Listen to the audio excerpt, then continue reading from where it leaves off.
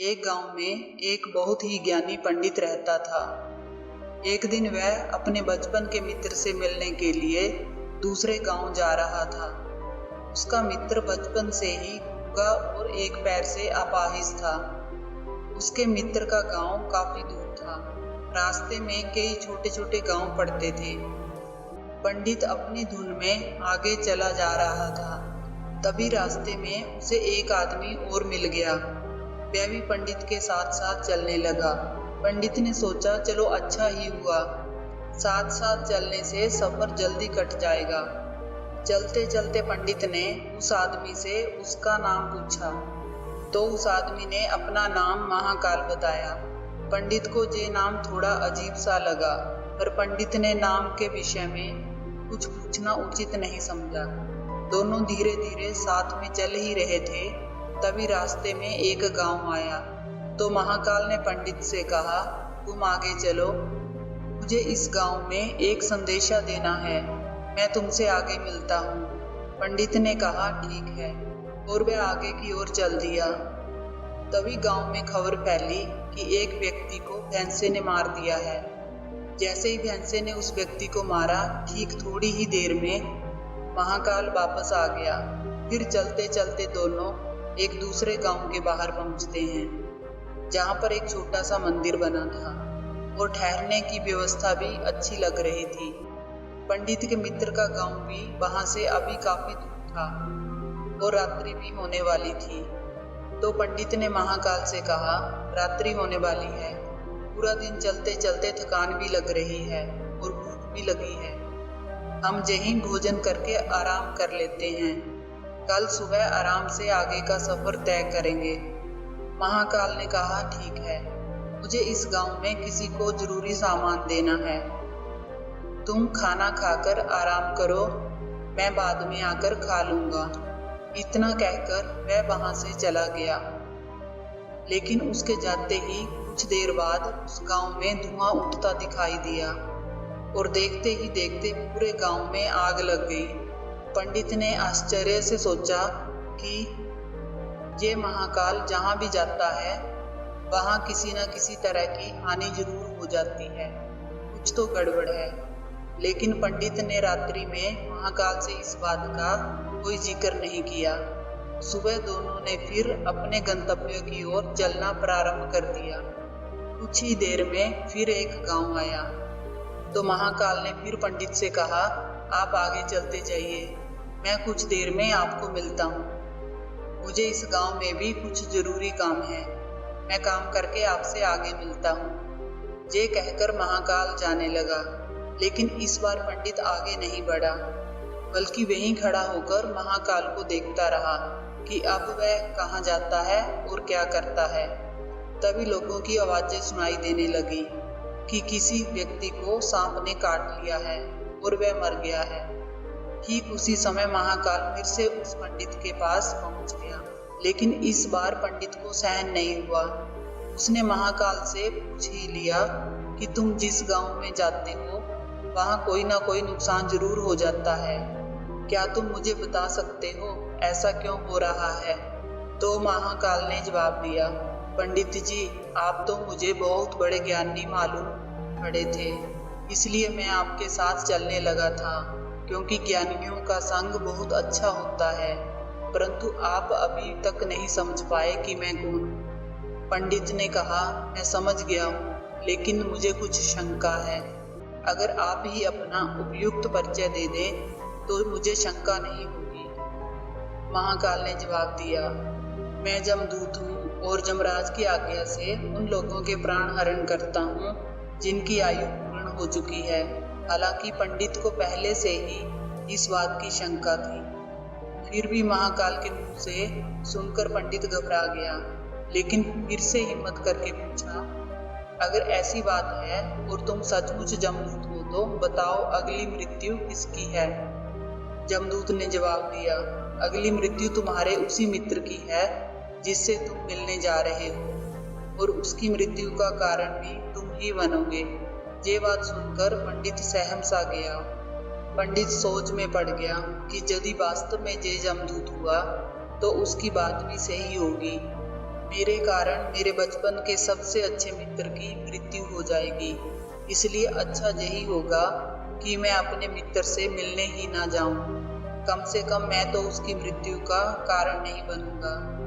महाकाल ने कहा, जो तुम सोच रहे हो वह सब मुझे पता है, मगर तुम्हारे अपने मित्र से मिलने ना जाने से नियति नहीं बदल जाएगी।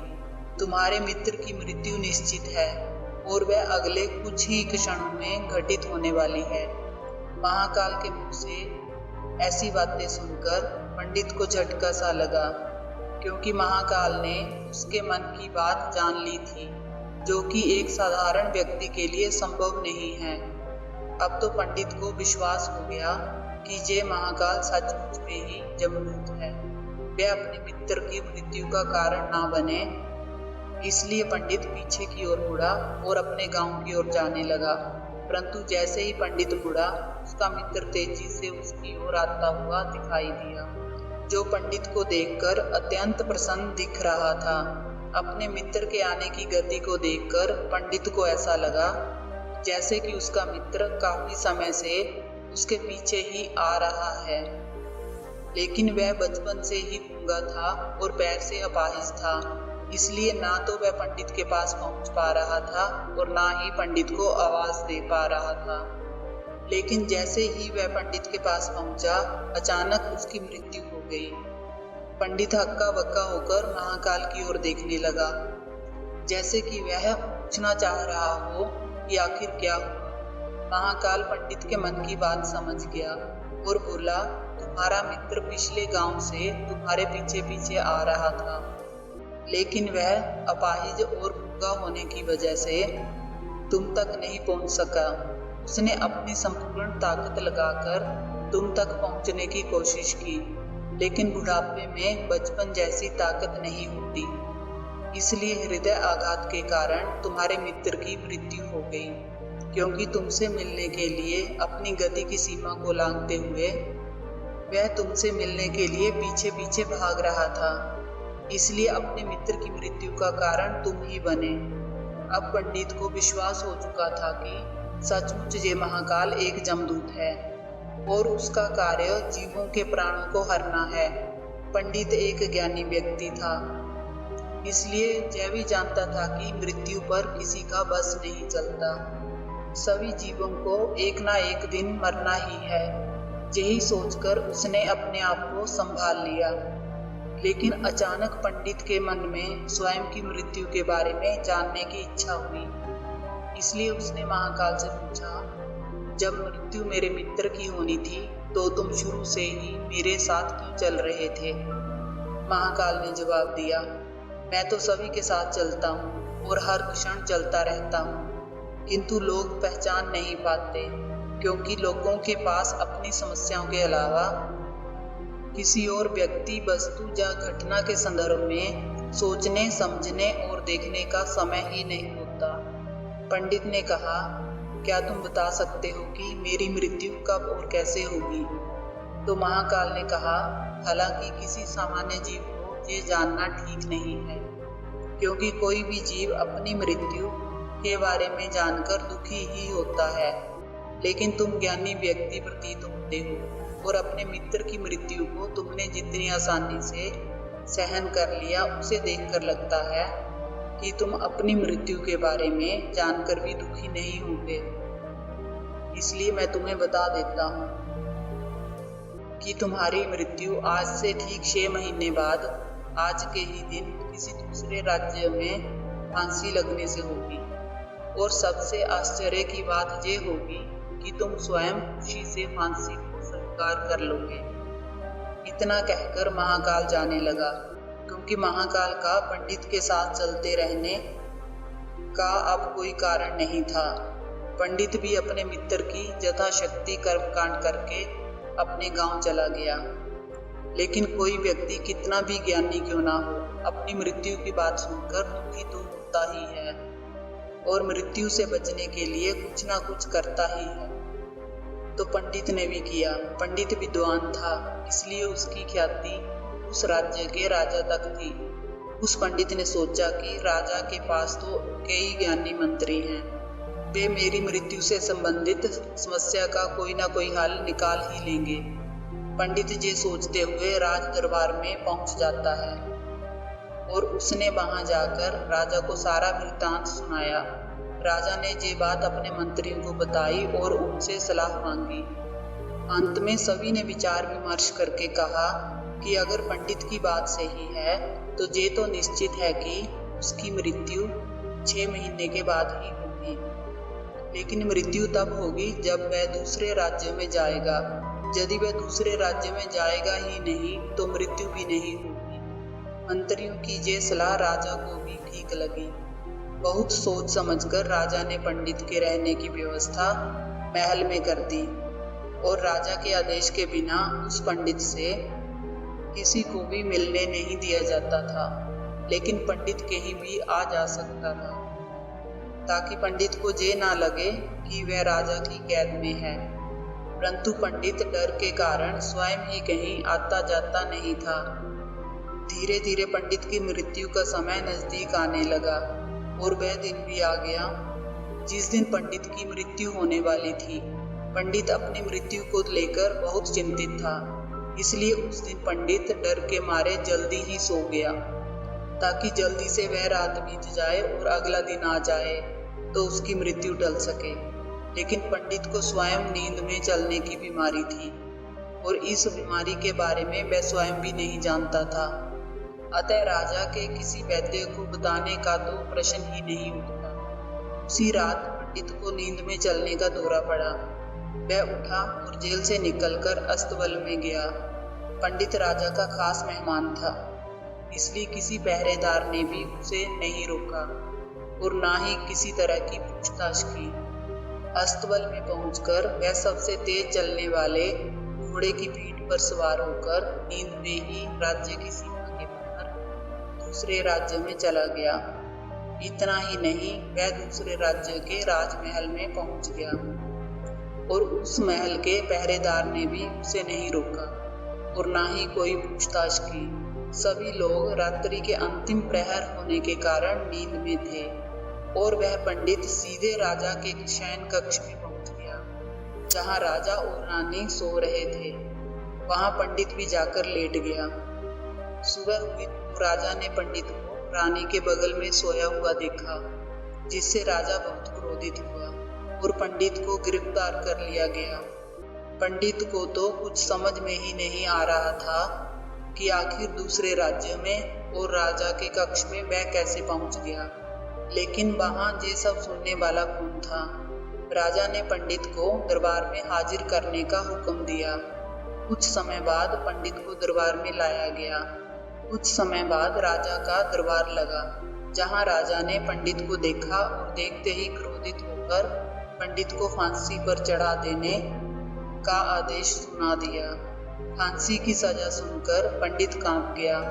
फिर भी कुछ हिम्मत कर उसने राजा से कहा कि मैं ये नहीं जानता कि मैं राजमहल में कैसे पहुंचा और ये भी नहीं जानता हूँ कि मैं आपके शयन कक्ष में कैसे आया और आपके राज्य के किसी पहरेदार ने मुझे रोका क्यों नहीं।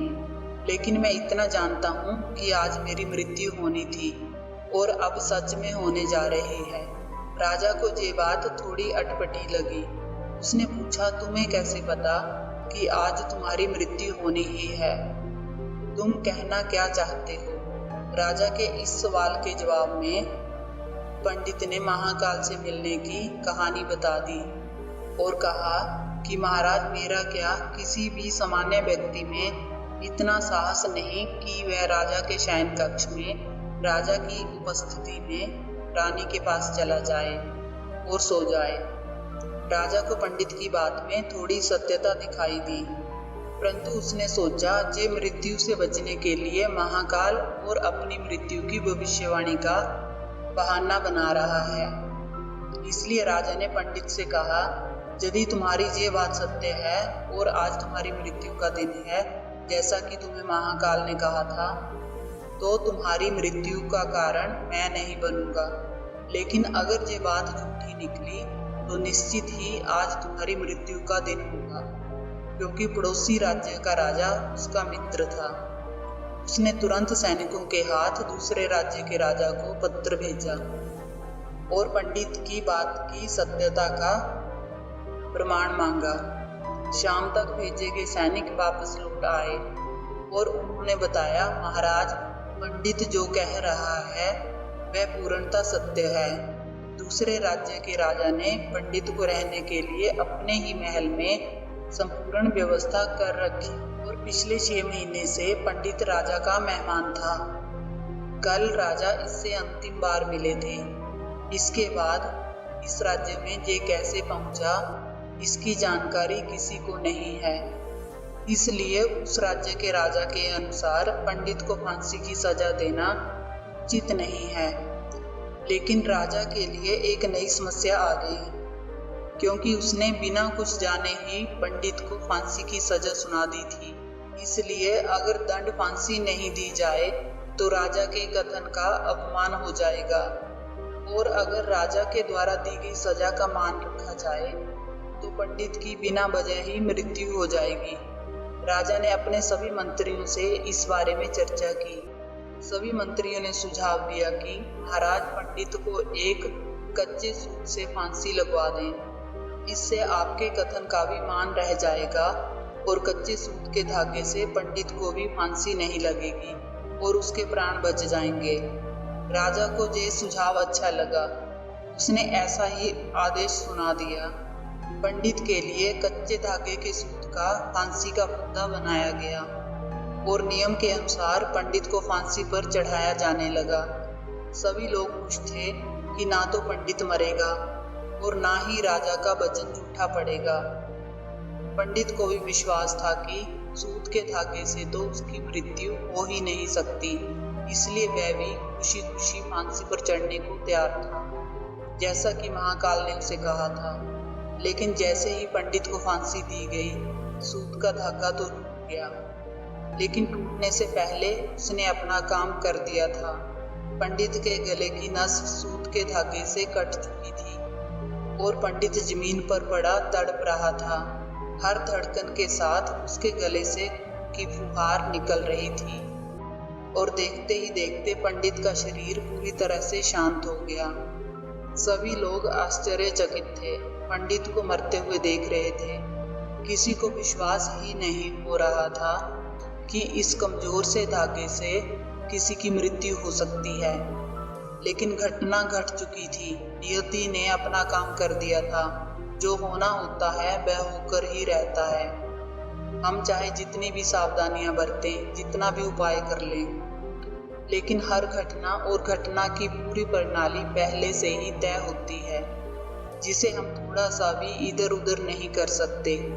इसलिए ईश्वर ने हमें भविष्य जानने की क्षमता नहीं दी है, ताकि हम अपने जीवन को ज्यादा बेहतर ढंग से जी सकें। और यही बात उस पंडित पर भी लागू होती है।